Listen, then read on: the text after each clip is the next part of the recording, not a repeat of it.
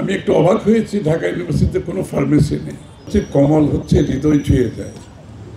আমাদের নেতা জিয়াউর রহমান সাহেবের কি বলি আমরা, কি নাম ওটা, ডাক নাম কমল। অনেকে জানে না, কিন্তু এটা আমাদের হৃদয় ছুঁয়ে যায় যখন এই নামটা শুনি।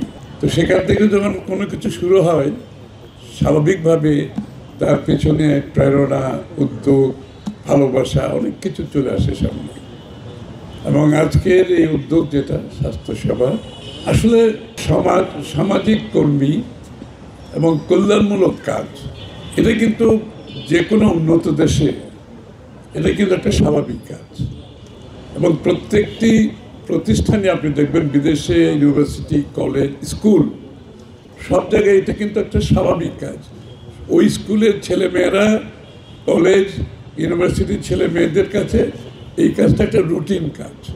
তারা সামাজিক কর্মী হিসেবে কিছু সময় দিতে হয়, তাদের লেখাপড়ার অংশ হিসাবে, তাদের শিক্ষার অংশ হিসাবে এই সময়টা একেবারে একটা কার্ভআউট করে আলাদা করা আছে। তো প্রত্যেককে কিছু না কিছু সমাজকর্মীর সাথে যুক্ত হতে হয়। এর মধ্যে মেডিকেল সার্ভিসটা একটা, পরিচ্ছন্নতা আছে, পরিবেশ আছে, ব্যক্তিগত সমস্যা আছে।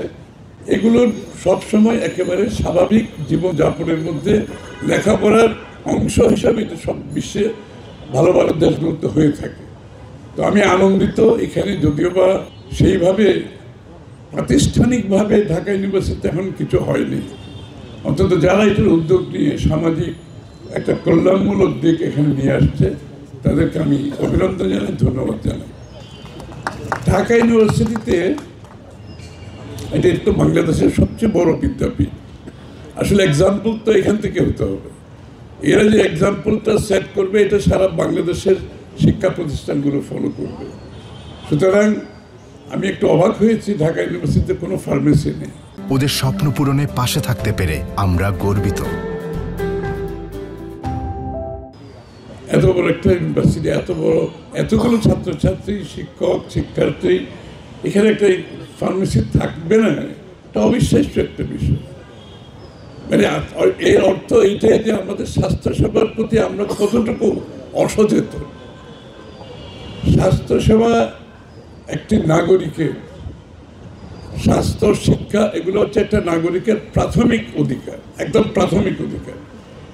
এই জায়গাটা আমরা ভুল করতেছি, যে আমাদের প্রাথমিক অধিকারগুলো ভুলে গিয়ে আমরা বিনিয়োগের জায়গাগুলো বেছে নিয়েছি অনেকটা ওয়েস্টেজ, দুর্নীতির মাধ্যমে বাংলাদেশের মানুষের ট্যাক্সের টাকা নষ্ট করছি আমরা।